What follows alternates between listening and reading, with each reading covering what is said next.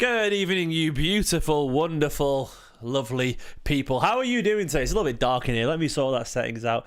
Are you well? Are you good? How are you feeling after last night's game? 4-0 win, of course, in the second group stage or league game or whatever it's going to be, whatever you want to call it, of the Champions League so far, the revamped Champions League. I'm still not feeling it, I'll be honest with you. I'm not feeling the new structure, but I am feeling City's performance last night. Of course, I did my match reaction yesterday. I had no energy whatsoever, so it's just a quick video. A lot more energetic today.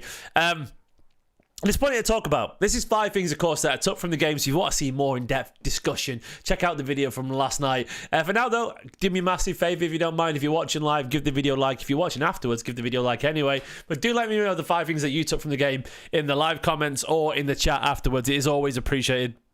Please consider subscribing to the channel as well if you are new here. It's always, once again, very much appreciated. So, let's get to the first thing that I want to talk about from this game. I want to talk about Mcatee, James Mcatee. I'm so happy for this man. Now, the context of James Mcatee is that I've been watching him since he's 21 now, so probably 15 years old, maybe. I think I saw Mcatee start to play for the under-18s when he was 15. So I've been watching for 6-7 years now, James Mcatee, because I don't know how old he is exactly, but I've been watching for a long time is what I'm getting at. So I know just how talented this young man is. And I've not watched him just, be a good player for the academy sides. I've watched him be the best player an awful lot. I've watched him be the best player for England's youth sides an awful lot. I've watched him be the smartest guy on the pitch, playing the best passes, scoring the best goals, beating people, and dictating entire games. I know just how good this man is. I know he can be just as exciting as... At youth level, he was just as exciting as Phil Foden, as Cole Palmer at youth level, of all these guys. Seriously, he was that exciting. He really was. So I know what quality he's got. Now, of course, there's many things that need to happen to take up the step to first team level. Some players take a little bit longer. Some take a little bit longer just to adapt to the physicality, the mental leap that comes from leaving the nest, so to speak. You're in the sort of creche at the City Academy, then you've got to go fly out there and be an individual. And it takes an awful lot of work and a lot of sort of, belief in yourself. Of course, he went on loan to Sheffield United. He had a good loan in the first season of the Championship. He decided to go on loan last season as well. He was involved in the relegation battle there. It didn't end successfully for Sheffield United, but he had a pretty decent season. And he's come back this season pretty much off the back of Guardiola recommending him to stay. And I really like that for what it's worth. Guardiola essentially saying that he should stay around. And I really like this comment last night as well from Guardiola after the game. He said, I've always had the feeling, I believe more he can play at Man City than he does. Hopefully minutes help. Of course, he'll not be a regular this season, but in a lot of games he'll help. And one like today, I can always count on him. So basically, this line here, I would say, is it's very telling. Guardiola is essentially saying here, I don't think he fully believes in himself always. That is basically him saying, you are here on merit. I believe in you. Believe it. Go out there, have fun, enjoy yourself, and express yourself. And that just takes confidence and time. I know you'll point to the age difference, but I do remember that when Phil Foden first joined City's first team, he was a lot younger, 3 or 4 years younger. They're all in different pathways. That's totally normal. And I remember him being a lot more reserved than the Phil Foden that we know now. He was very much subservient to the team, making the simple passes, rarely beating people, whatever. It took him a couple of years before he started to truly express himself. And I understand why, because when you're playing with De Bruyne, for Mcatee, it's Gundogan, the likes of Rodri, Foden, all these great players, I can understand why you'd be a bit, enthralled to them, because they are special footballers. Mcatee is just a confidence boost away from showing the quality that he's got. Honestly, his movement is excellent. He can beat people. Do you remember his first cameo, by the way, when he came on and he dribbled past 2 or 3 people in a Premier League game? I want to say it was Everton, I can't remember. And Gary Neville quipped that we're just sort of sporting David Silva's. He can beat people. He's lively, he's energetic, he's skillful. And I know he can put it in the top corner from 20 yards. I've seen him do it. And I know he can play those perfect slide rule passes. I've seen him do it. It's just about confidence and belief. And I don't think it doesn't come, Danny. Danny in the chat saying it's why Palmer will do better. Yeah, probably. But I think it doesn't mean it won't come, Palmer will probably always have more goals and assists. But it doesn't mean... weirdly, Mcatee might end up playing at, a higher level. Who knows? Palmer might struggle when he goes to a team playing of the demands of Manchester City currently are. We'll see. I know he's at Chelsea, are a good side, but everything goes through him. And teams that usually have one player they rely on don't tend to be quite as successful. And when he does change from Palmer, you might find himself getting a lot less goals and a lot less assists. But we'll see anyway. But that's his story. This is James Mcatee's. And look, yeah, there are parallels with Gundogan there, and I do see a very quality player there. And of course, last night, his goal, it'll do him a world of good. It was a goal that he deserved. You've only got to look at that big beaming smile on his face just to know how good he could be. It will take time. It will take time. And Guardiola was right to say he won't be a regular this season. He won't be unless something crazy happens. I don't see that either. What I do know is that, this is the perfect time for James Mcatee to be around the squad and learn, given the age of our squad, the midfielders. We've got so many who are 30 plus in midfield. Gundogan, De Bruyne, Kovacic, Bernardo, Batan Rodri's back from his injury, will probably be 30 as well. So it's one of those things where we are in desperate need for new players. So Mcatee, hang around, mate. You're a different player to Foden. I think that's a good thing. Express yourself. Fingers crossed we'll see this guy go. And I want to see him around the squad, and I want to see him get 10, 15 appearances this season, maybe more next season after that, and start to enjoy himself. Speaking of a guy who's already made it, this guy, once again, back doing what he does best. Player of the match there.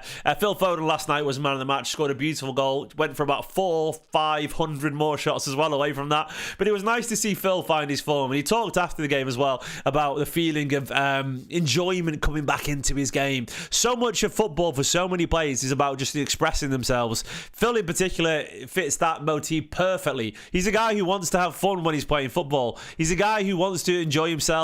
Have fun, score goals, beat people, play passes, get the crowd on his side. He's a passionate guy. He's a kid in the park kind of footballer.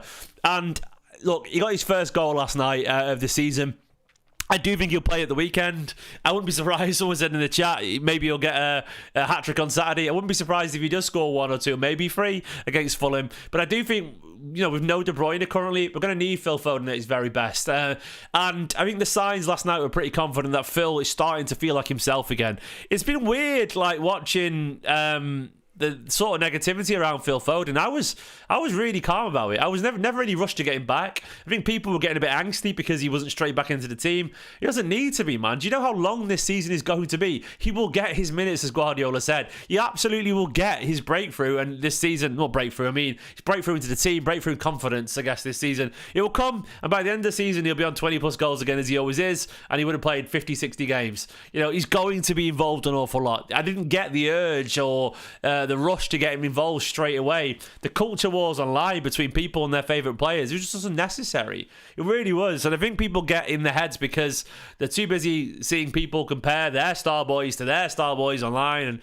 young City fans are arguing with young Arsenal fans about Saka and Foden, and I think they get anxious. It just doesn't matter. It doesn't matter. The narrative is tiring. The narrative is based just on a need for drama, a need for clicks, and not a need for sensibility. Guardiola's been saying rightfully that we're going to use him because he's brilliant. That is all that matters. And the idea that he wasn't going to be back in the team at some point, silly. Absolutely silly. But last night, look, Phil's got more to go still.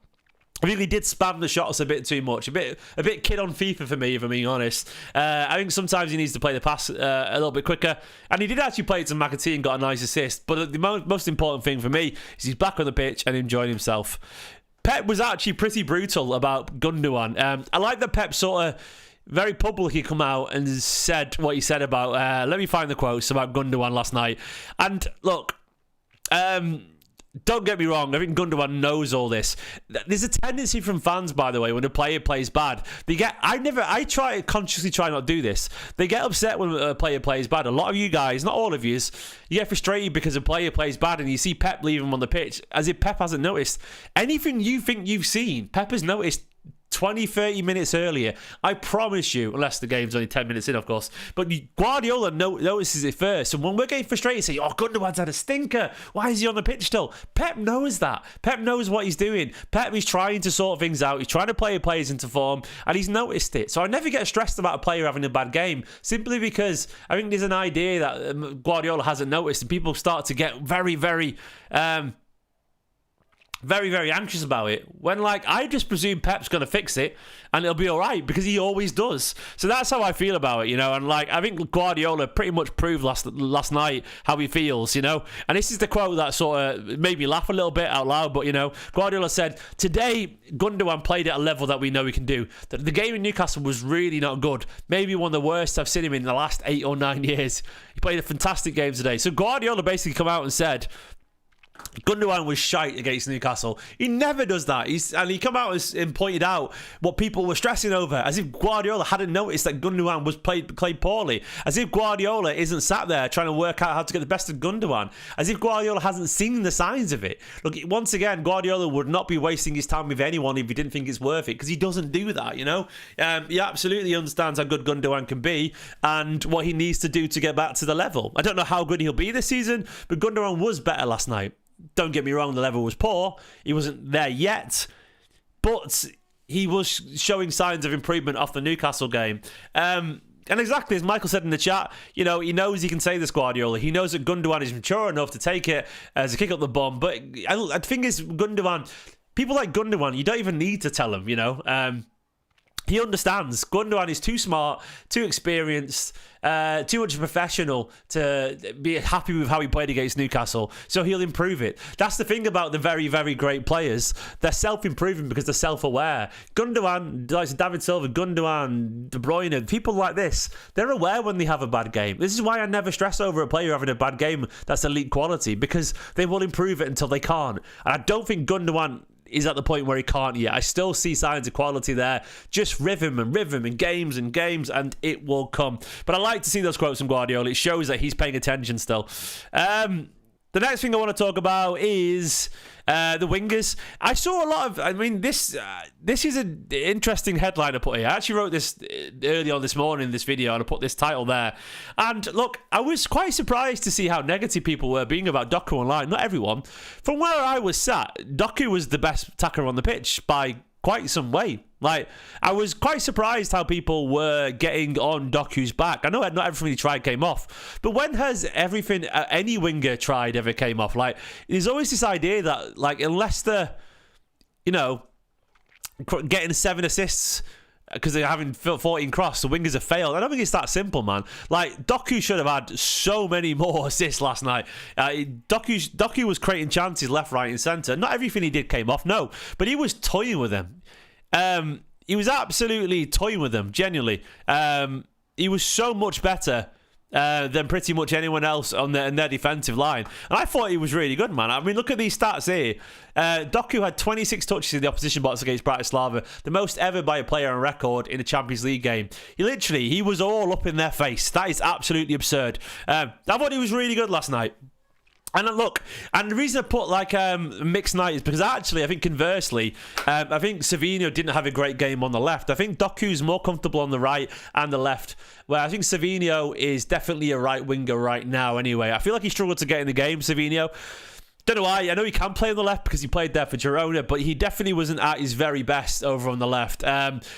But I think it's fine. You know, I think having the options, there's many different ways to be effective is pretty much what it's all about. Doku, I still feel, has got a little bit to go. I don't know how far he'll go. I feel like he needs... I'm not worried about him creating chances. I think he creates plenty of chances. I definitely feel he needs more of a goal threat. Though he did hit the crossbar with a really nice left-footed shot. Created loads of chances. Skinned a defender so many times. I was really impressed with him. I thought Doku had a decent game, 87 touches as well. And I thought Savinho showed that he's not quite as comfortable on that side. So we'll have to see how it goes. And finally, look, I want to just use this chance once again to talk about this guy. I'm going to say something on the video now that people will probably hold against me or laugh or whatever. But I mean this with sincerity. I've come to the conclusion, and I said it last week as well, that Rico Lewis is genuinely a football genius. I really think he is.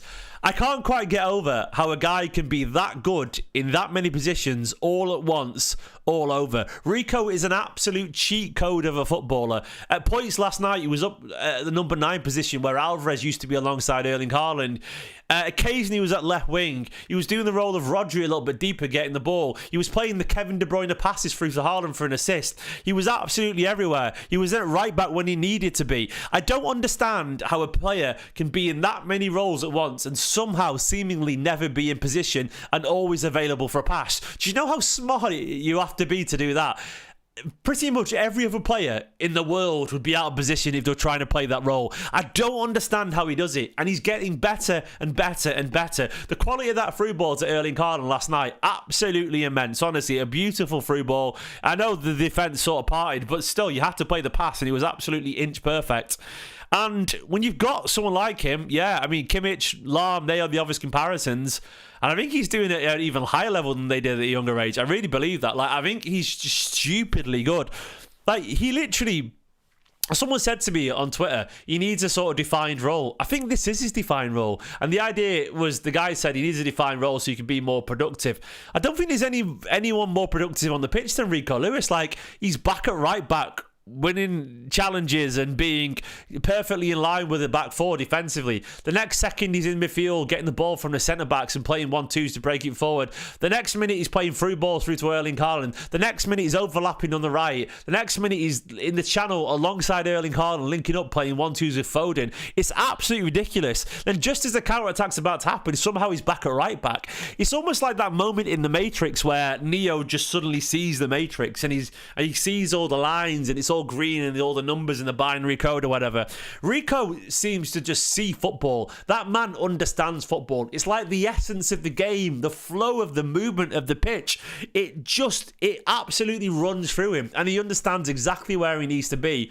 Align that with an ever-growing tenacity. Like, seriously, he's got almost like Bernardo stroke Kante levels of aggression to his game. He works and works and works and works. And for a guy that small, obviously he's a little bit stronger than you realise. He's getting stronger as he grows older. His touch is absolutely excellent. He has this uncanny Silver-esque ability to just dribble from tight spaces and come out with the ball. He stumbles through people. He's learning this Gundogan-esque movement and he's getting into the channels and finding new positions almost on the pitch that shouldn't even exist. A right back playing as a centre forward alongside Haaland sometimes, while also covering as a number 6. Look, I've said it a couple of times now, but Rico Lewis is a footballing genius. He really is. I don't think you can program a guy like that. Like, football runs through him, and I honestly would not be surprised. He's getting better at playing passes. He's going to start scoring goals at some point as well. We're going to have a guy who starts normally at right back, who links up midfield, who gets 10 assists and scores 10 goals at right back. He's going to do that one day, and it's quite absurd to think how good he could be. Attacking defender, yeah, I don't know. Look, it's ridiculous. He's a central attacking right back. Make that make any sense? Stupid footballer. Honestly, I feel like in the future, he's a future Manchester City captain. I really love Rico Lewis.